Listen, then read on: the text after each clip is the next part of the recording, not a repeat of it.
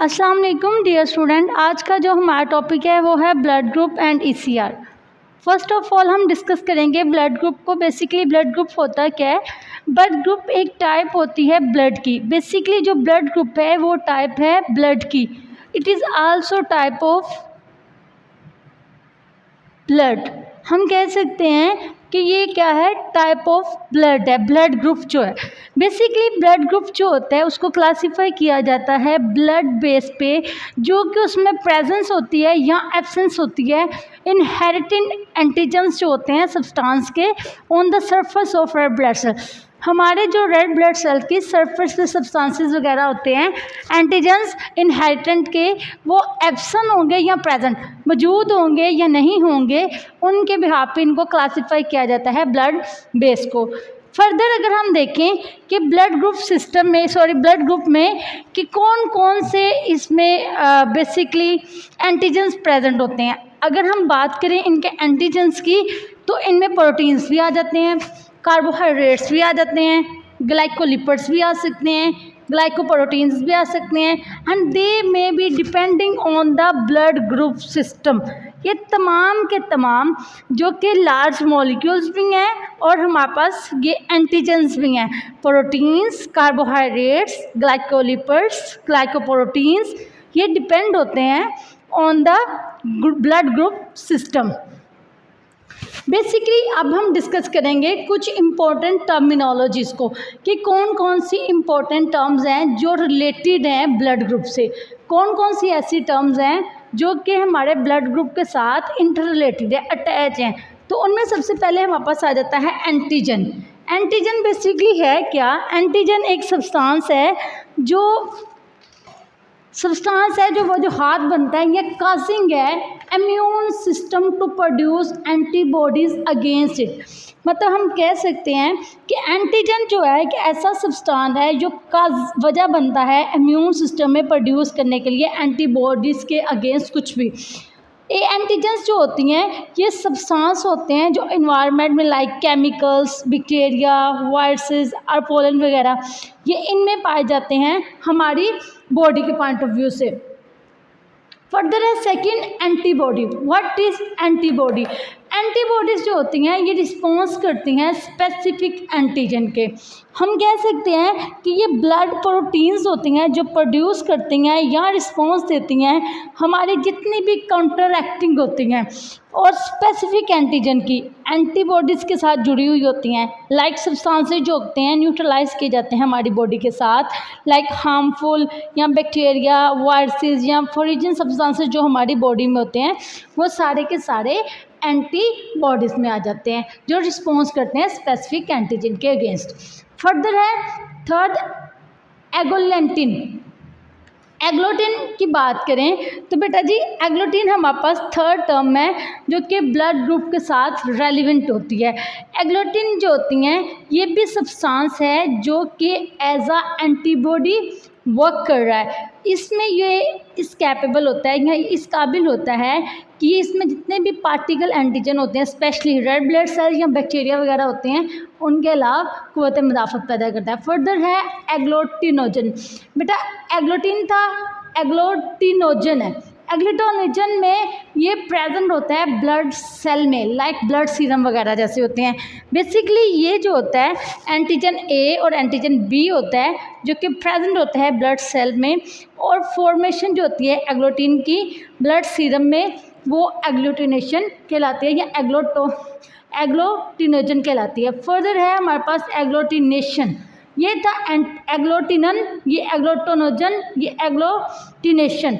अब एग्लूटिनेशन की बात करें तो ये जो होती है क्लम्पिंग होती है रेड ब्लड सेल्स की जो कि प्रेजेंट होती हैं एंटीबॉडीज़ में। हम कह सकते हैं कि जो प्रेजेंस होती हैं एंटीबॉडीज़ में, इनकी जो binding multiple red blood sales होते हैं क्रिएट करते हैं लार्ज कम्प्लेक्स, उसको भी हम एंटी कोगुलेटिनेशन कहते हैं। फर्दर है ब्लड ग्रुप सिस्टम। बेसिकली हमारे पास two main blood group systems हैं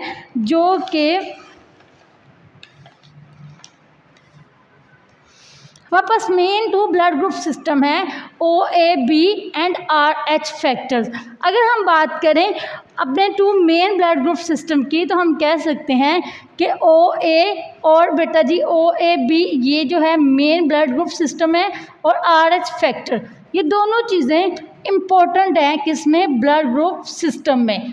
फर्दर इसके जो एक हमारा ब्लड ग्रुप है उसको 8 ब्लड ग्रुप में डिस्कस किया गया। फॉर एग्जांपल हमने ब्लड ग्रुप की बात की थी, अब बेटा जी उसको डिवाइड किया गया, इसको फर्दर 4 टाइप्स में 4 ग्रुप्स में डिवाइड किया गया है, जिसको ARHT पॉजिटिव कहते हैं। ARHT पॉजिटिव का मतलब कि हमारा ब्लड ग्रुप A पॉजिटिव है।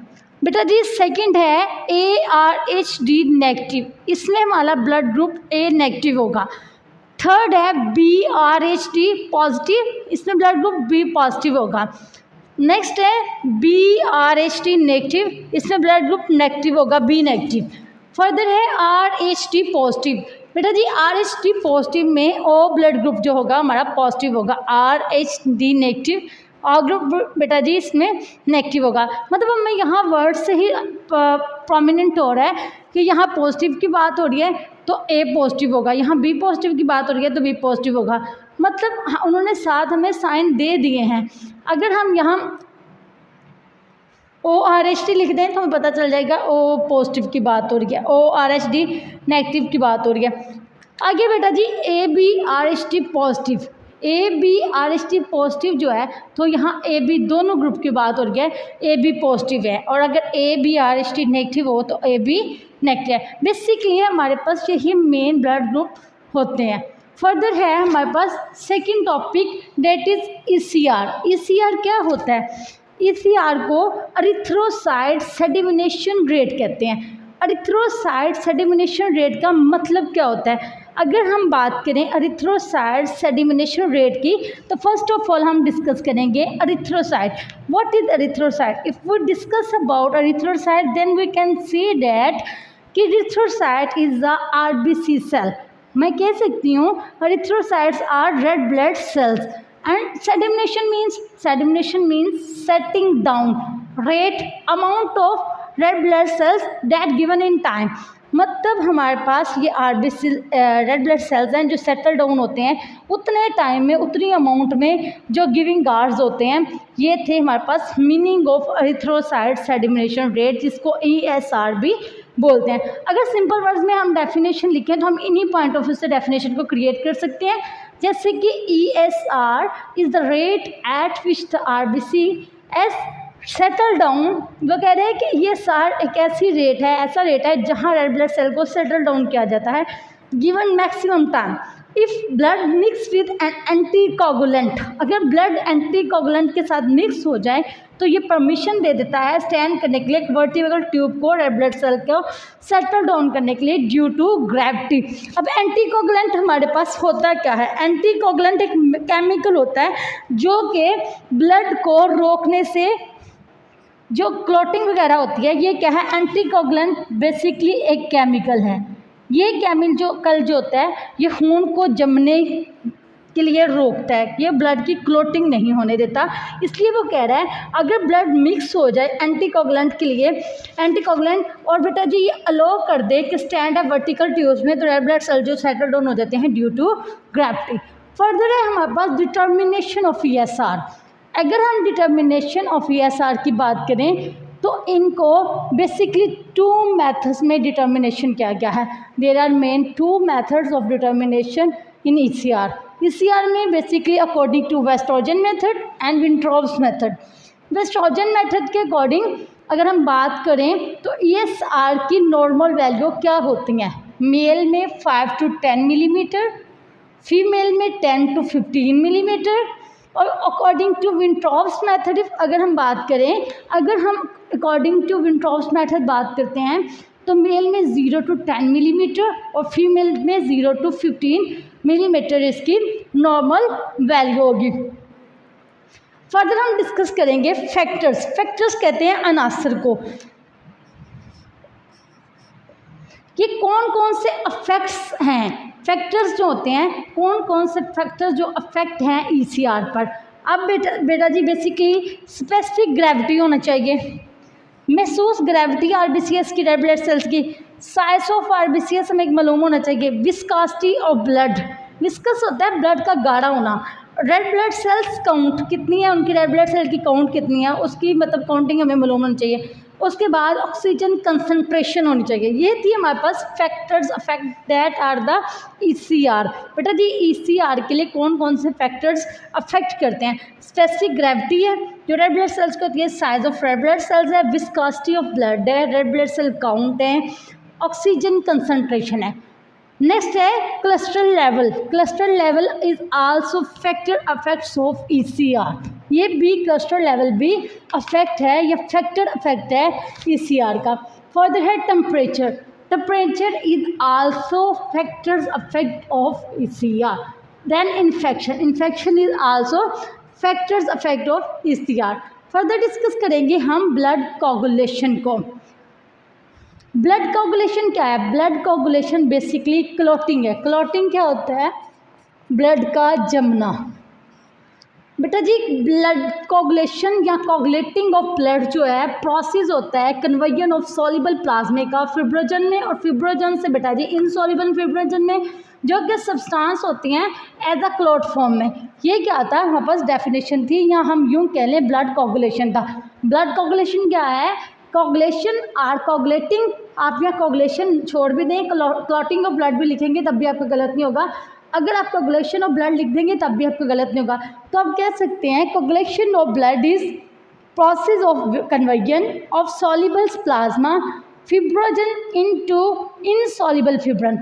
प्लाज्मा बेटा जी जो सॉल्युबल फिब्रोजन का था उसको इनसॉल्युबल फिब्रोजन में सब्सटेंसेस के अकॉर्डिंग एक क्लॉट फॉर्म में पाया जाता है। ये क्या है? ब्लड कोगुलेशन है। फर्दर है स्टेजेस ऑफ ब्लड क्लॉटिंग। बेटा जी बेसिकली इसकी 3 मेन स्टेजेस हैं को जो कि ब्लड क्लॉटिंग में वर्कआउट कर देती हैं। First of all formation of prothrombin active, second is conversion of prothrombin into enzymes. ये बेटा जी एंजाइम में कन्वर्ट हो जाती है।